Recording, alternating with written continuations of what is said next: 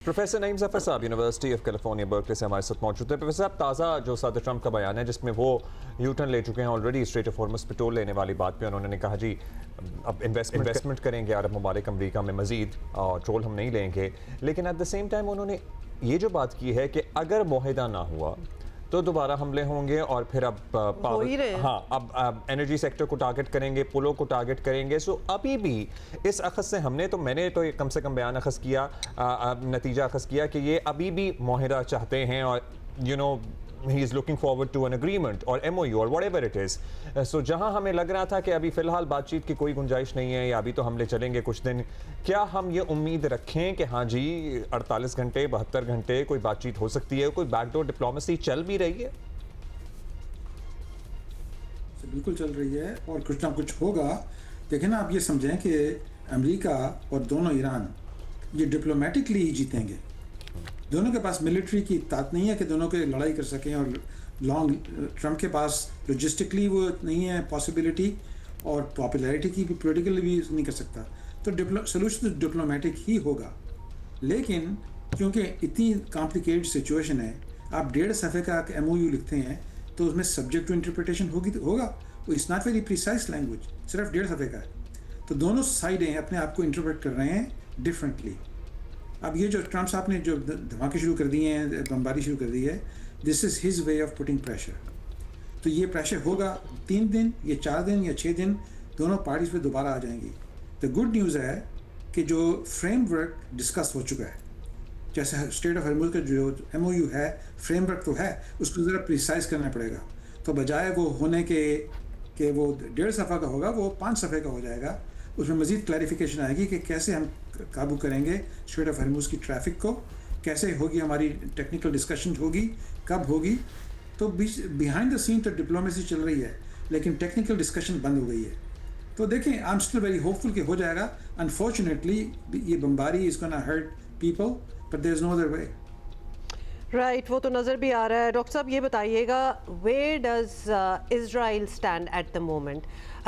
क्योंकि इज़राइल खामोश भी हमें नज़र आ रहा है, उनकी ज़्यादा concentration it seems it's still on the Lebanon area. Iran की तरफ एटलीस्ट हमें आप बताएं अगर आपको ज़्यादा पता है, they are not actively involve. Is it because US ने इज़राइल को ये इंस्ट्रक्शन दी हुई है कि we'll take care of it, और अगर तुम इस वक्त पीछे बैठो, मतलब how is it working out? Because initially when this war started it was Israel-US war on Iran. अब over the past couple of weeks and months हमने देखा है इसराइल की कंसंट्रेशन दूसरी तरफ चली गई है और वो यहाँ से एक्टिवली जरा अपने आप को डिसएंगेज का या फिर लिटरली अमेरिका को हैंडओवर की हुई है। नहीं की हुई है, काफ़ी हो रही है। देखें ना, वो इसराइल में दो चीज़ें हैं। नंबर 2, उन्होंने इलेक्शन जीतना है, तो नेतन्याहू थोड़ा सा ठंडा हुआ है ताकि इलेक्शन में ज़रा वो उसका कुछ काबू हो जाए, कुछ कोलिशन बन जाए। काफ़ी प्रोटेस्ट हो रहे हैं तल अवीव में, सब जगह। दूसरी बात यह है कि इसराइल को 2 चीज़ें चाहिए थी। एक है, बल्कि 3 चीज़ें चाहिए थी। एक है कि न्यूक्लियर आगे ना बढ़े। नंबर 2 कि मिसाइल का जो है उनकी अटैक की कैपेबिलिटी वो कम हो जाए, वो बिल्कुल ख़त्म हो जाए। Number 3, they want a buffer zone in लुबनान।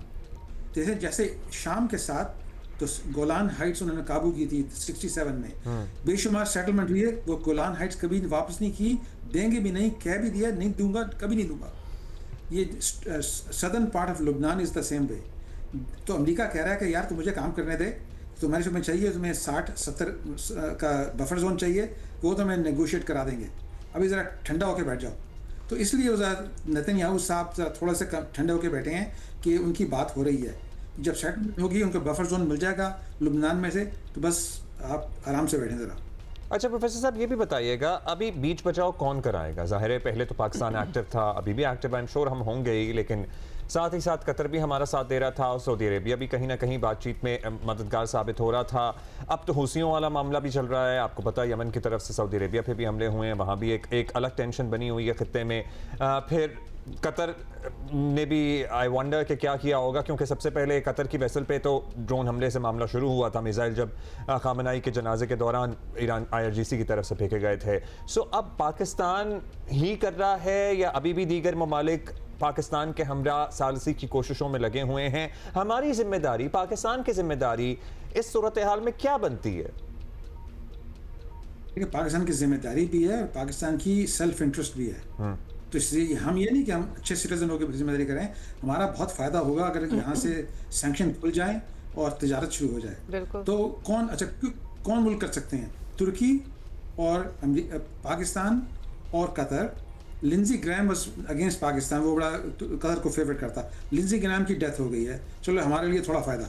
तो पाकिस्तान अभी भी बिहाइंड द सीन कर रहा है, थोड़ा सा आप डिप्लोमेटिक ज़्यादा हो गया है, बातें कम कर रहे हैं, सही है, they are playing it correctly.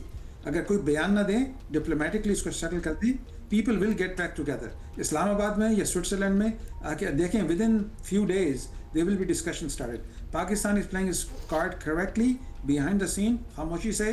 जब निकलने का वक्त आएगा तो निकलेंगे ये।